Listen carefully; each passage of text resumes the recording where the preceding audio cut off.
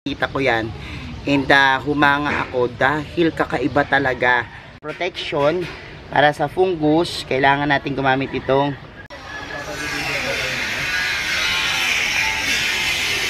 kasi pag yung maliit lang, hindi talaga kukulob yung inyong mga halaman. Ito yung method na tinatawag na ICU. Tingnan natin. Hello everyone! This is Sir Misunao, Pili Dino Park and Eco Garden, and welcome back sa ating YouTube channel. And for today's video, kung naalala nyo yung aking natagpuang parang rare na halaman, dahil doon sa kakaibang kulay niya, ito yung parang nag-mutate na rubber tree na kakaiba yung itsura, kakaiba yung kulay. Ngayong araw po, binalikan ko sila at sabi nyo, di ba, kuhanin ko, at putulin, at yan, susubukan natin paramihin yon at oobserbahan natin kung ano ang mangyayari. Ano nga bang klaseng rubber tree itong nakuha natin?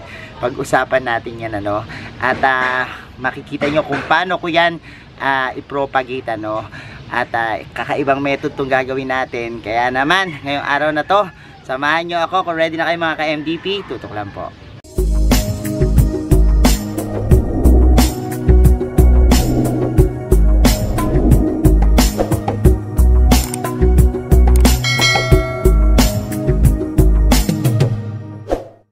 And we're back mga ka-MDP, at yun nga pong araw na to, narito na sa aking harapan yung ating mga pinutol, na mga kakaibang rubber tree, grabe yung kulay nito, kakaiba, look, tapos medyo kulot-kulot pa yung dahon, kung natatandaan nyo yan, dun sa may tabi nung bukid, dun sa malapit sa barangay hall dito sa amin, nakita ko yan, and humanga ako dahil kakaiba talaga dun sa mother plant yung inilalabas niyang mga suloy, at nagandahan ako.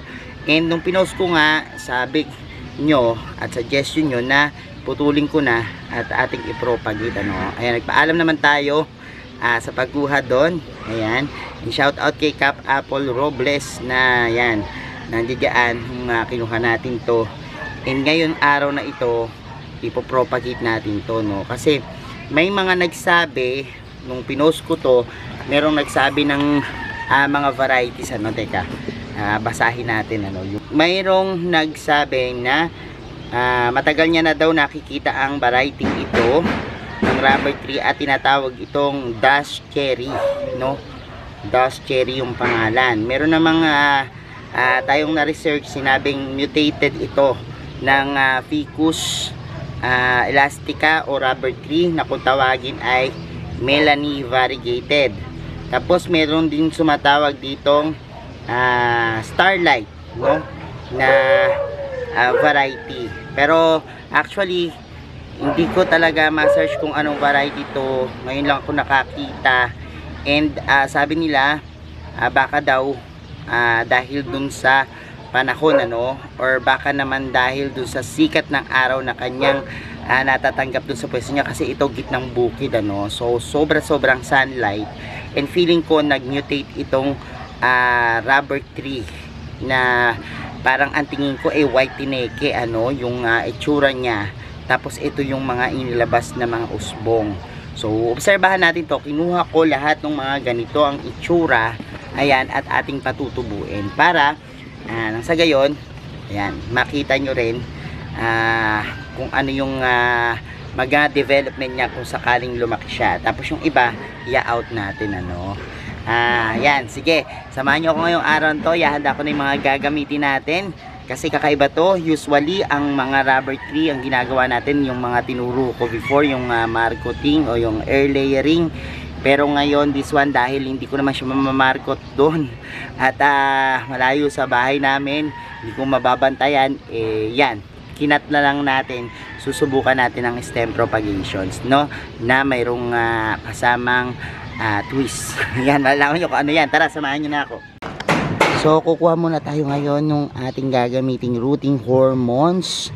Itong sabila, kung tawagin, o aloe vera, para yan yung gagamitin nating pampaugat. So kuha muna tayo dito niyan. And ayan, kukuha tayo. Ito yung kunin natin.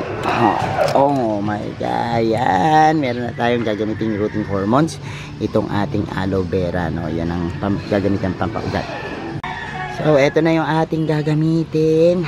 Siyempre, paso, para dun sa ating mga paglalagyan. Lupa ang ginamit ko.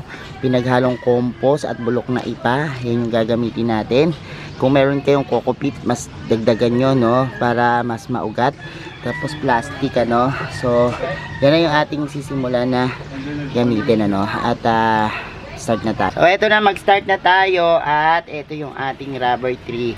Tanggalin natin yung pinaka, last 2 or 3 na dahon dun sa pinaka bottom yung pinagkata natin. Eto natuyo na to kasi kanina pa namin yan kinuha. Matutuyo naman kagad yan, mga dagta. Pero for protection para sa fungus, kailangan natin gumamit itong gel nitong ating aloe vera. Yan, sasaksak lang natin siya hanggang doon sa mga dahon na pinutol natin, Yan. So, gaganyan lang natin siya, gamit itong aloe vera. Dadaw-daw lang natin. So, ganyan yung gagawin muna natin. Para ito mabilis mag-ugat yung inyong mga ipopropagate natin, o ilulubog nating halaman. Itong ating rubber tree na pinutol, Importante na yan, maidaw-daw natin yan para mas may protection siya kapag halimbawa ang inilubog sa lupa, kasi baka mamaya ma-fungus, So, lagyan muna natin to. Samahan nyo ko.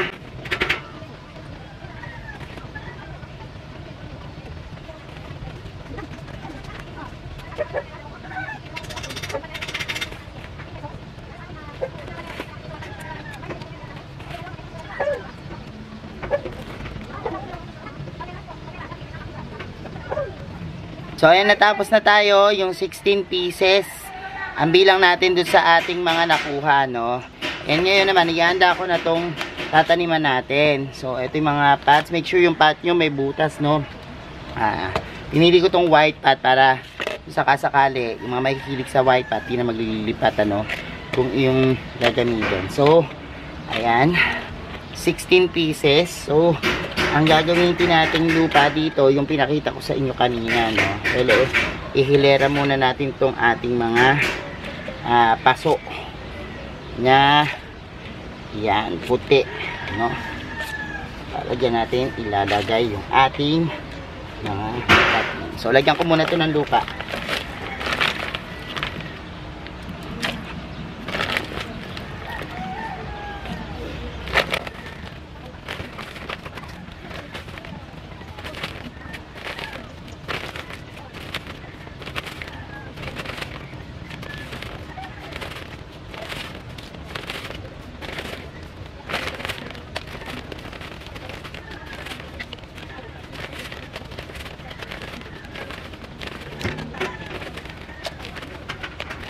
So, eto na, nalagay na natin yung lupa.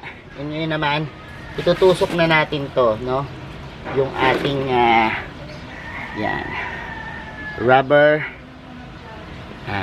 tree na kakaibang variety. So, ganyan lang, itusok nyo lang siya ng ganyan. Siyempre, naka-taon dapat yan, Yan.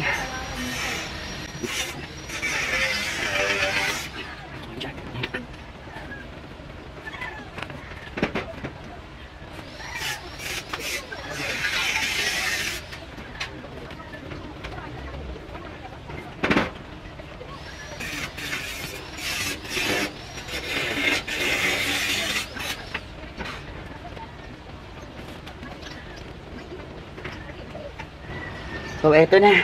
Naitanim na natin yung ating mga rubber tree. At ngayon, mag-ICU naman tayo, Kasi para ma-protectionan yung kanyang mga dahon. At syempre para mas lalong mas mabilis mag-ugat. At mas mataas yung percent nung propagation rate natin, Sige. Okay, sa pag-ICU naman, ganito yung gagawin natin, ano. So, iligay nyo lang ng tubig na yung inyong mga bagong tanim. Yan, kailangan kasi ibasa yung lupa, no? Tapos may gagawin tayo dyan. So, kahit hindi naman masyadong madami, basta mabasa lang yung lupa, ano. Actually, pwede nyo lang gawin to bago nyo isaksak yung inyong mga propagate. Kaya lang ako kasi, mas nauna kong yan, sinaksak yung ating mga rubber tree. So, yan, basta mabasa yung lupa, okay na yan, kahit hindi tikmak na tikmak. Pero, kasi ito yung magsisilbing moist, no, yung tubig nitong ating tanim. Tapos kukuha tayo ngayon nitong yan, plastic bag. Ito kasi mas madaling hanapin yung mga plastic bag, eh. Pero kung meron kayo ng parang transparent na plastic yung gamitin nyo, kasi iyon, makikita nyo yung pinaka loob niya, no, na nagmo-moist. Ito kasi medyo hindi kita transparent, pero ganito papakita ko lang sa inyo, no, yung paglalagay. So depende ko ilang magkasyon sa inyo nito para masitin. Yung iba isa-isa, pero ako ginagawa ko kasama ko na. Katulad nito, dalawa yung pwedeng mailagay sa kanya, no. Tapos make sure na walang makakalabas na hangin, no, pag ICU. Tapos yan, ibubuhol lang natin siya, no, yung ating plants. Pero kung may mas malaki kayo, ito kasi applicable lang kapag maliit yung malaki. Pag malaki, hindi applicable, no, para lang walang lumabas na hangin, ano. So ayan, buti na lang meron yung rider namin ganito, no. And ito yung kailangan natin, kasi pag ganito possible na may makalabas, ano. Pero ito sinild ko naman to, kaya lang possible pa rin na may makalabas na moist. Pero doon sa malalaki nating plants, ito na yung gagamitin natin, no, para mas effective. Kasi pag yung maliit lang, hindi talaga kukulob yung inyong mga halaman. Ito yung method na tinatawag na ICU. Tingnan natin kung ilan yung kasya dito, sa ating yan, plastic. So maliliit lang naman to, siguro mga 3 kasya dito, no. So yan, lagay natin itong isa pa. And ayan. Ayan, 3 yung kasya. And yan, ang gagawin natin ngayon is yan, ibubuhol natin ito ang plastic para yan, yung pinaka moist nya maipon. Yung iba tinatalian ng goma para sure, pero tayo bubuhol na lang natin para maliit lang naman to. Yan. So ganyan po yung ICU na tinatawag, no. Yan, and after 15 days dyan na magsisimula yung pagsibol ng ugat nya. And pagkatapos naman yan 1 month, makikita nyo meron na yung ugat, ano, at buhay na. So sa pamamagitan yan, mapapangalagan yung pagkalagas ng dahon, pagkatuyo, at the same time po mabilis tumubo yung ugat, no. And ito ilagay nyo sa masilong na lugar, ano, yung hindi ganong nasisikatan ng araw, pero meron lang siyang bright na area. So ayan, maglagay pa tayo dito ng ating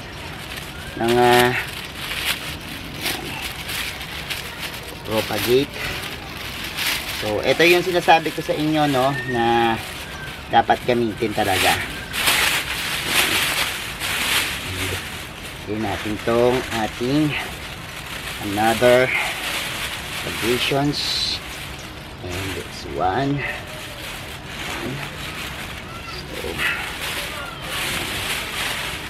So pag nilagay nyo, ayusin nyo na rin kasi minsan nabubuwal, no, para siya mabuwal. And another one.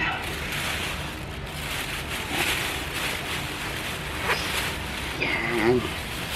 Tapos let's make buhol-buhol na yung ating yan. Ganyan na siya. Ganyan po ang pag-ICU ng ating mga plants. So, one is another one. And ayan, kumpletuhin ko muna to, tapos maya balikan ko kayo. So eto na po yung ating nagawa, at 5 plastic yan ng mga rubber tree. Eto magmo-moist to. Ito nga isa na to, parang may puti-puti na nagmo-moist na. Yan, mabilis lang yan. Pag nagganyan kayo, nag-ICU kayo, mas mataas yung rate ng propagation, ano, yung success ng pagpo-propagate. So yan po yung nagawa natin ngayong araw na to. So ayan mga ka-MDP, napanood nyo na yung ating vlog at napropagate ko na yung rare na variety ng rubber plants, ano, yung mutated na varieties nung ating nakita sa daan lang na rubber tree. And I hope maging successful yan, ano, babalitaan ko kayo dyan, kaya manatiling nakatutok sa ating YouTube channel, ano, at maging sa iba't iba nating account, Facebook pages, TikTok, Instagram, search nyo lang po Hermes Unawar Mini Dino Park in Eco Garden, makikita nyo na yan. Sa atin naman po YouTube channel, pindutin ang subscribe button pati ang notification bell para lagi updated sa aming latest uploads. And ayan mga ka-MDP, maraming salamat po. This is Hermes Unaho. Hanggang sa susunod na video, huwag kayong absent. Sasabi sa inyo ng happy planting. Bye bye.